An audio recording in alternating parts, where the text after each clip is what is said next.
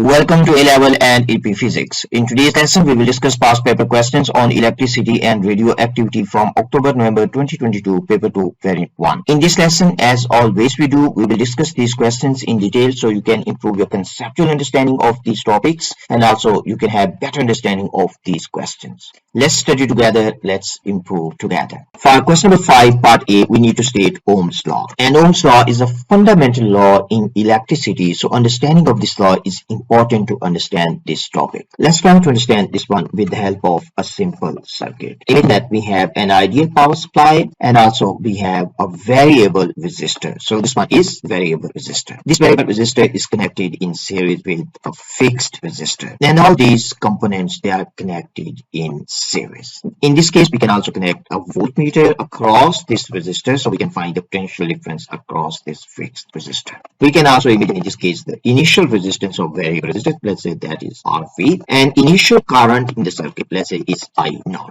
Now if we decrease the resistance of this variable resistor, so in this case I hope you will simply say I nu will increase, meaning there will be more current in the circuit, and current in the circuit will be equal to EMF of power supply divided by total resistance in the circuit. So we have RV plus R. If we decrease in this case RV, so I nu will increase. If I nu increase, it means current passing through this resistor will increase. If current passing through this resistor increase, it means the V across this resistor, means the potential difference across this resistor will also increase. And this is Ohm's law. Ohm's law simply tells us that V is directly proportional to I if T remains constant, if temperature of the conductor remains constant. So simply we can say if T is constant, then V is directly proportional to I. Or we can say V is equal to I times R. So R is resistance of resistor and V is the PD across resistor. So this is across resistor and I is current passing through resistor. Now you can say passing through conductor.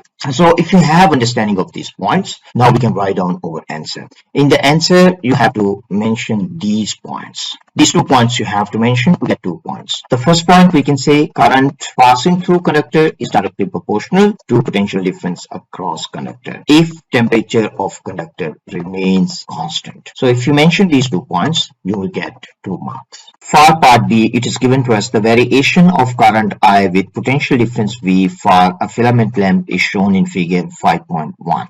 The resistance of filament lamp increases with potential difference. We need to state how figure 5.1 shows this. Means the resistance of filament lamp is increasing with potential difference. How we can conclude this one using this figure. So first thing we need to understand how resistance, potential difference and current, they are linked with each other. The resistance is equal to the ratio between V and I. So let's try to understand how the ratio is increasing. So it simply means that in this case the ratio between V and I is increasing because resistance of the resistor is increasing with potential difference. So we can take 2 different points. Let's say we take this point. So if we draw this dotted line here, so this is one we will consider. So in this case you can see the increase in V is this much. So this is the change in V. How about the change in I? Change in I is this much. So the change in I is very small as compared with change in V. So it means the ratio is increasing.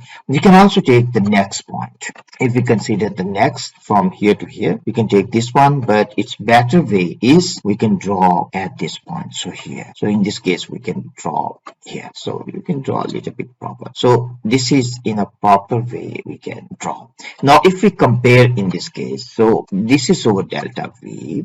How about the increase? Increase in current is even getting smaller. So it means overall ratio between V and I is increasing. So it means the resistance is increasing. So simply we can say as ratio between V and I increases, it means resistance increases. So this is how you can write down your answer. Now, if we go to the second part, question is asking us to explain why the resistance varies in this way. So the first thing we need to understand, if the potential difference across resistor increase, if delta V across resistor increase, it means more electrical energy has been converted into thermal energy. So we can say electrical energy, more electrical energy converted into thermal energy, or simply we can say in this case current increases. More electrical energy converted into thermal energy. So it means that if more thermal energy is produced, it means temperature of resistor will increase. And as temperature of resistor increases, its resistance also increases. So these points we need to understand. Explain why. Delta V greater across resistor means that greater electrical energy converted into thermal energy. So if greater electrical energy converted into thermal energy, it means the resistance of resistor will increase, or simply in a better way to say is more thermal energy means there is a big change in temperature. If there is a big change in temperature, it means resistance will increase more. So that's the reason when potential difference across resistor increases, resistance of resistor increases because temperature increases. So if you write on these points, you will get 1 mark. So this is how you can write on your answer. For the answer, simply we can say as PD increases, current increases, so temperature increases. If temperature increases, it means resistance of filament lamp increases. Or better way to explain is like this. As potential difference increase, it means more electrical energy is converted into thermal energy in resistor. So the temperature of the resistor will increase, so its resistance will increase. For part C, it is given to us figure 5.2 shows a circuit with a battery of electromotive force 12 volts connected to a linear potentiometer AB and two identical filament lamps P and Q. The battery has negligible internal resistance and lamps each have the same IV characteristics shown in figure 5.1. When the slider of the potentiometer is at its midpoint as shown in figure 5.2, current in the battery is 1.788. Determine the current in lamp P. Current in lamp P. So the first thing we need to understand, as this is slider is at the midpoint. So if we connect our voltmeter across this lamp, so the reading on this voltmeter has to be equal to 6 volts. So now we have value of potential difference across the lamp. So we can find out value of current because we have IV curve for the lamp. So simply we have 6 volts. And so from 6 volts, we can simply draw this dotted line. So we can read current from this curve. So if we check value with y-axis, because y-axis, from the y-axis you can find value of current. And this value is 1.55. So current passing through lamp P has to be 1.55 amps. So this is what you need to write down. So the main thing is you need to understand how to read this IV curve. For the second part, we need to calculate the total power dissipated in lamps P and Q. And we have the value of potential difference across these two lamps. So simply if we connect our voltmeter across these two lamps, the reading on this voltmeter will be equal to 12 volts. 12 volts. And also we have current passing through this lamp P. But the problem is that is current is flowing this way or not. To understand that point, we can take this point. Potential at this point we have discussed is equal to 6 volts. And potential at this point is also 6 volts. It means no current will flow this way. So simply we can take current passing through lamp P, that was equal to 1.55 amps, and we have potential difference across these two lamps. So we can calculate the total power dissipated in P and Q. So we can say power dissipated in P and Q, this will be equal to V across P and Q. So we can say V across P and Q times the total current passing through these two lamps. We have value of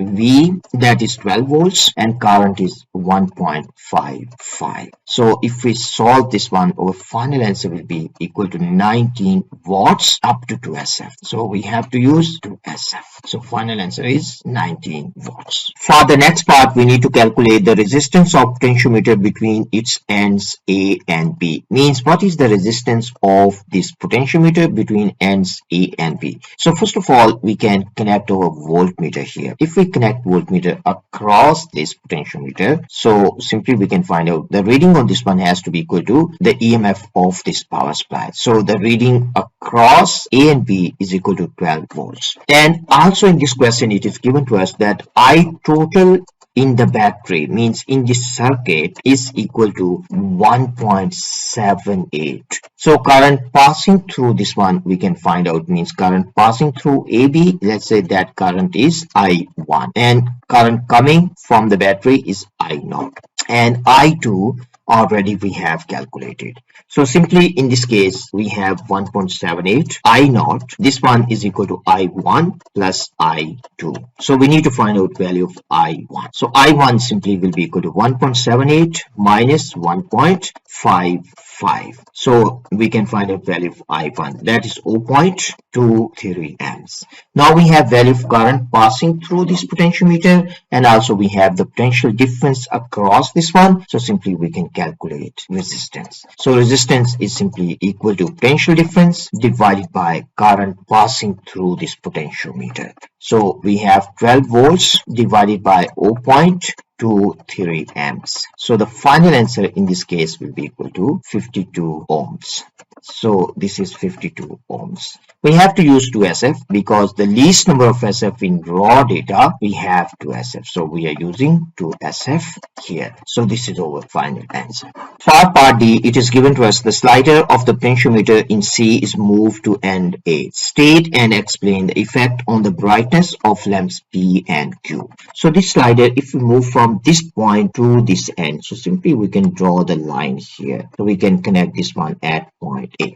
Now the potential at this point, because this is an ideal wire, so potential at this point will be equal to 12 volts, and potential at this point also will be equal to 12 volts. If potential here is 12 volts and this is slider, this is just a wire, so the potential at this point also has to be equal to 12 volts, and potential here is also 12 volts. So if we connect our voltmeter across this lamp P, potential difference across this lamp will be equal to 0 volt. If potential difference across this lamp P is equal to 0 volts, it means that the potential difference across lamp Q, we can also consider this point here, potential will be 0. So here we can take potential is 0. So if we connect voltmeter across lamp Q, potential difference across this lamp Q has to be equal to 12 volts. So it simply means that this one will be off, lamp P will be off, and lamp Q will be brighter than before because its potential difference increased from 6 to 12 volts. So this one is brighter, and this one go off because its potential difference decreases from 6 to 0 volts. So this one will go off and Q will be brighter. So these 2 points simply we need to write down. So this is how you can write down your answer. You can write down these 2 points. If you write down these 2 points, you will get 2 marks. For lamp P, you can see PD across lamp decreases to 0. So it will go out, it will be off, and PD across lamp Q increases to 12, means 6 to 12. So this one will be brighter. So if you write down these 2 points, you will get 2 marks. For question number 6, part A, it is given to us a lepton is an example of a fundamental particle. We need to state what is meant by fundamental particle. A particle is a fundamental particle if it has no internal structure or if it cannot be broken into smaller particles. So we call that particle is a fundamental particle. So simply for the answer of this question, you can write down these are 2 possible answers. You can write down particle with no internal structure, or you can say particle which cannot be broken down into anything smaller, means into smaller particles. So we call that particle is fundamental particle. For part B, it is given to us a lambda particle is a hadron that consists of an up quark, a down quark, and a strange quark. We need to show that the charge on lambda particle is 0. So in this case, the composition of particle is given to us. So simply we can write down, in this case, the composition of the particle is given. This particle has 1 up quark, it has 1 down quark, it has 1 strange quark.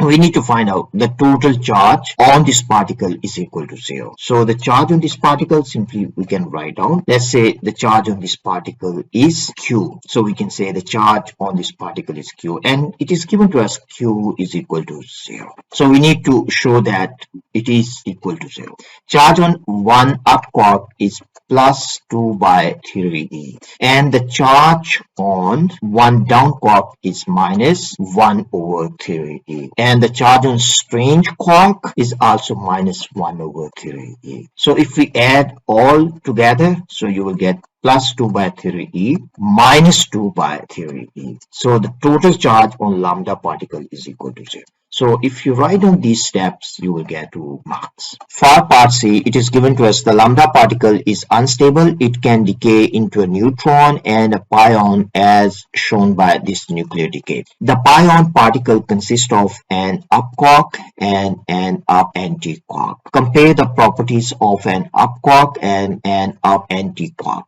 So quark and anti-quark. So first thing we can say they are particle and antiparticle, or we can say matter and antimatter. So we can say particle and antiparticle. So you can also say matter and antimatter. So let me write down in this case matter and antimatter. So better to say is matter and antimatter.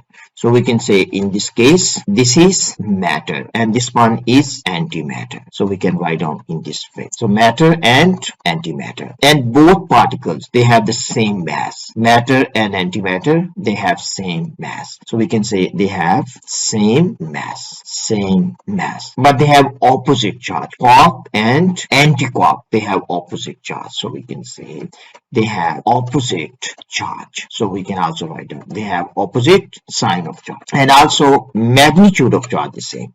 So you can say they will have equal magnitude of charge. Equal magnitude of charge. So we can write down these points about up quark and anti-up quark because these two are particle and anti-particle, and also these two particles mean up quark and up anti-quark they are fundamental particles. We can say both of them they are fundamental particles. So they are fundamental particles. So we can also add this point, fundamental particles. So if you write on this one, you will get 2 marks.